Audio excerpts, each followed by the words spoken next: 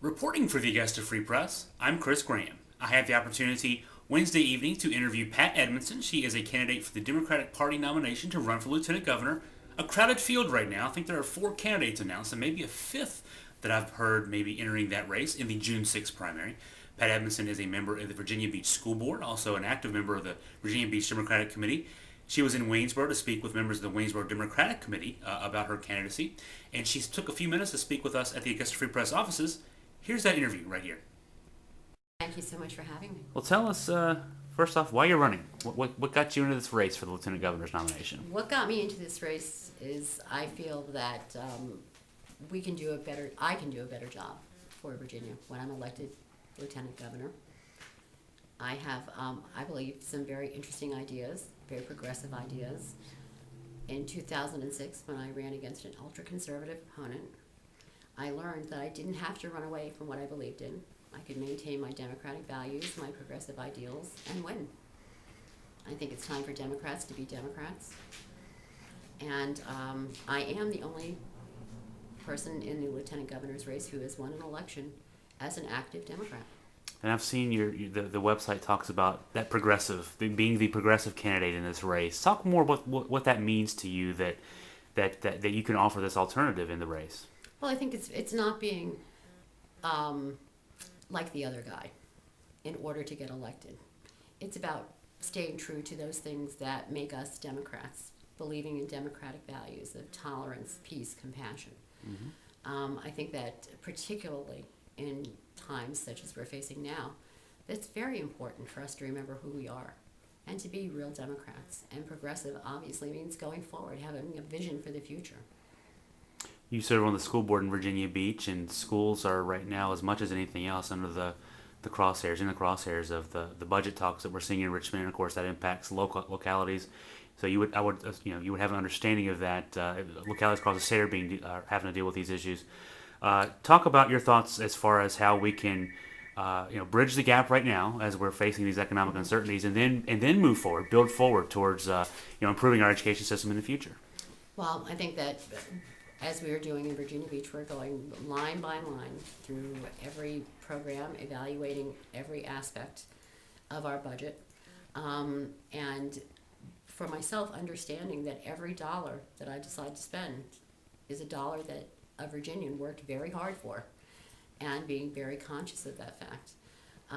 In the future, I think that it would be a good idea if Virginia got out of No Child Left Behind. I don't feel that it is serving our citizens. I don't think it's providing a very good education for our children. It's caused school districts to lower their standards in order to meet AYP. I don't care for the punitive nature of it. I don't believe that's what public education was intended for.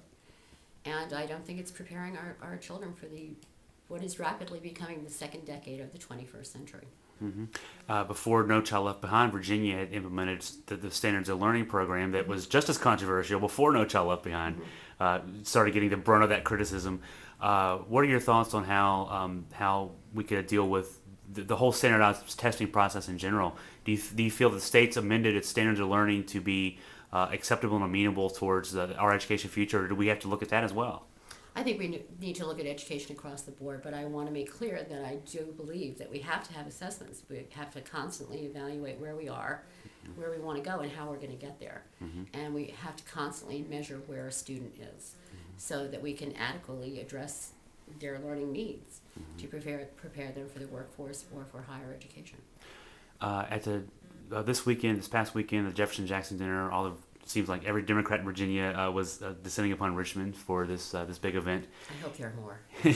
Yeah. You made it a point with your campaign to spend that weekend a little differently than other people did. Talk about what you felt was important with the way your campaign marked Jefferson-Jackson dinner weekend. Well, I chose to take my progressive values on the road to put them into action. Myself and my senior staff visited a homeless shelter a few blocks from the convention center and had a wonderful roundtable discussion and learned a lot about causes of homelessness and the very diverse people who become homeless in Virginia. And in turn, I invited some of the staff and some of the residents of the homeless shelter to join in that wonderful democratic process and to participate, to become engaged, and have the opportunity that they wouldn't ordinarily have offered to them. 107 each family has a food allowance. Their food allowance is $175 a month.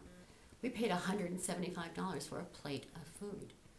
That's a stark contrast. I think as Virginians, we need to be aware of that. And as I said earlier, it's not about keeping Virginia blue, it's about making Virginia better for all of its citizens. Sure. In the economic development arena, I know that's not traditionally an avenue where you progressive ideals really go well. That's nuts and bolts economy, but your ideas there, and you're in the Hampton Roads area, one of the economic engines for Virginia. Share with me some of your ideas in the economic arena.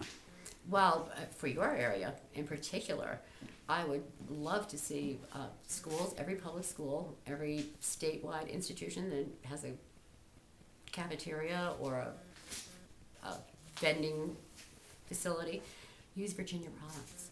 Let's keep Virginia dollars in Virginia. I would feel much happier about my child eating an apple that's a day old as opposed to an apple that's 2 weeks old.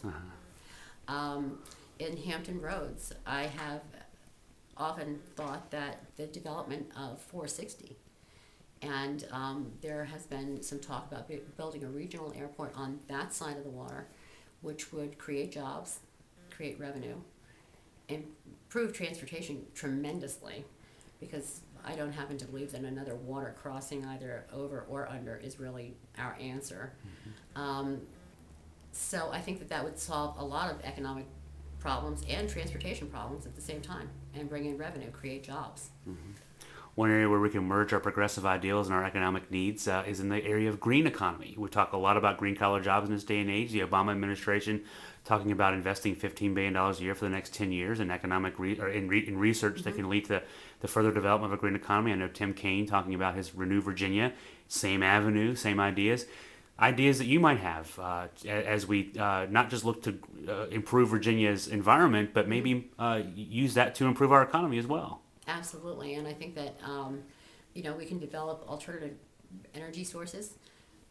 Where better to have wind-generated energy than Virginia Beach? Or actually, it's pretty windy when we walked in here tonight. I think that all buildings should adhere to certain codes. I think it's very important. We are very fortunate to live in a beautiful state. We have the beach, we have the mountains, we have everything in between. And I feel the burden of history to preserve that for future generations. Just as I feel the burden to preserve, national forests, land that was set aside. I get disturbed, shall we say, when we talk about drilling in national parks, in wilderness areas that were set aside for future generations. So I think that there are a number of things that it is really the answer to our future economy. And one of the interesting things in education is that we don't really know the jobs that we're training people for, but we know that it's going to require certain skills: critical thinking, problem solving, the ability to be collaborative, to be team players, to be imaginative. And that brings me right back to education. That's one of the reasons that we need to get out from under teaching to the test. And in Virginia Beach, I'm happy to say that our new strategic plan, Compass to 2015, has addressed those issues. One last question. It has to be a horse race question. This is the primary, and there are a few candidates involved in this primary. You're working to get your message out, meet with Virginia voters. You're here on the other side of the state tonight talking with us in Waynesboro.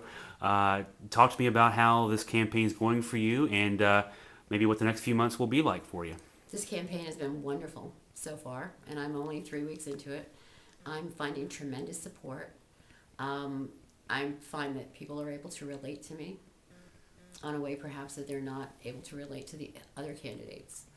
And I value that very much. I consider that a huge compliment, and I look forward to being the next Lieutenant Governor of Virginia.